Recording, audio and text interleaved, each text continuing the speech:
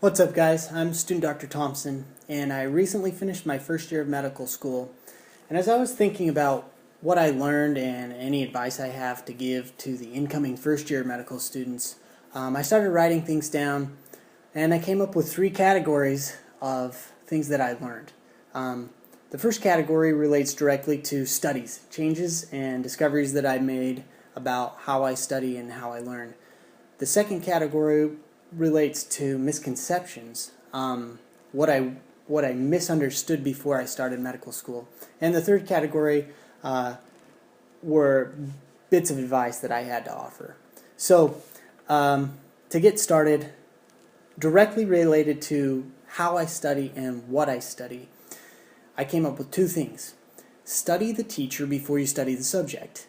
Every teacher tests differently. And one mistake I made was that I studied for every class, basically the same, by going over the lectures the same way as I went over the packets and the PowerPoints and listening to the lectures. I kind of treated every class the same, and that was a huge mistake. What I learned is that second year students were an incredible resource to tell me what to expect on the test and how the teacher, patterns of testing that a teacher used.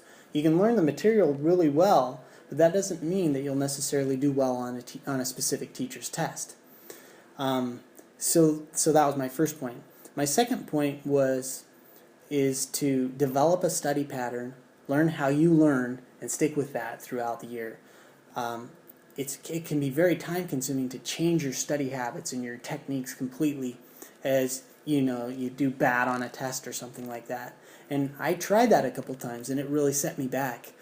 What I found to be more effective was to identify how I learn, my learning styles, and make small adjustments to them rather than drastic changes after I didn't do as well as I wanted to on a certain test. So those were what I had to say directly relating to study habits and patterns. Another note on that is that your school will have a resource center that will give you some aptitude testing that could be very beneficial to teaching you how you study, based upon certain questions. So I would advise you go in sooner than later to your learning resource center. The next category was common misconceptions, things that I misunderstood before going to medical school. I always thought that medical school meant that I'd arrived. Like, all I had to do in undergrad was get to medical school, and they had so much invested in me when they accepted me that they weren't going to let me fail. Well, the truth is that feeling doesn't go away, at least not for me. I still feel, I'm in no way almost failing, but I still feel like, I might not make it. I might not become a doctor. Or I feel like I might not get the residency of my choice. I might screw things up. So not in a doom and gloom type of way, but I think when you see medical school as this thing like you've arrived, you're as good as becoming a doctor if you start your first year. I think you'll be in for a surprise. And the way you can use this to your advantage is to expect that feeling of always, am I going to make it?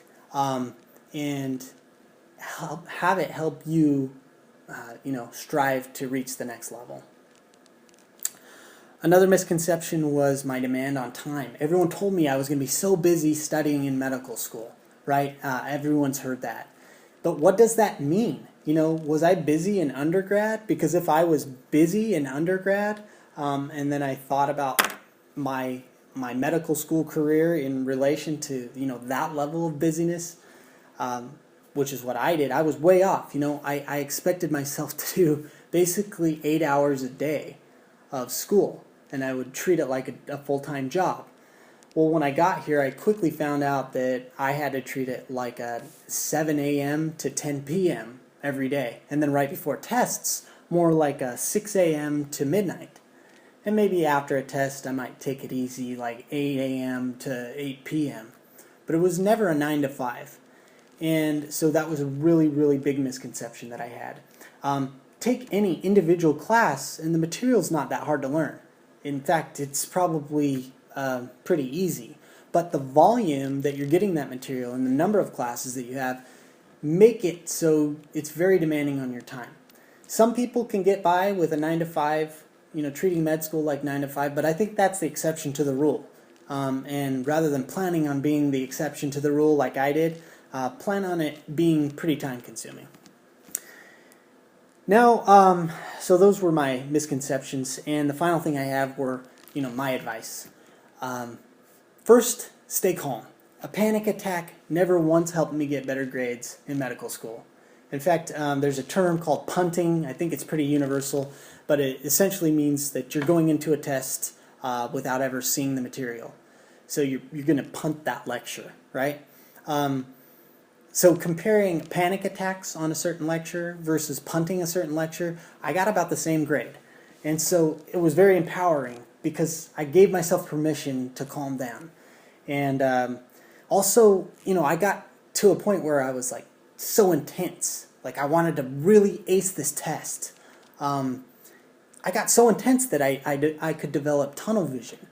And what that does is it narrows your scope of understanding, I think. And you don't want tunnel vision in med school. You want a very broad scope, a broad field of view. The second bit of advice that I have is the more you have to do, the more effective you become.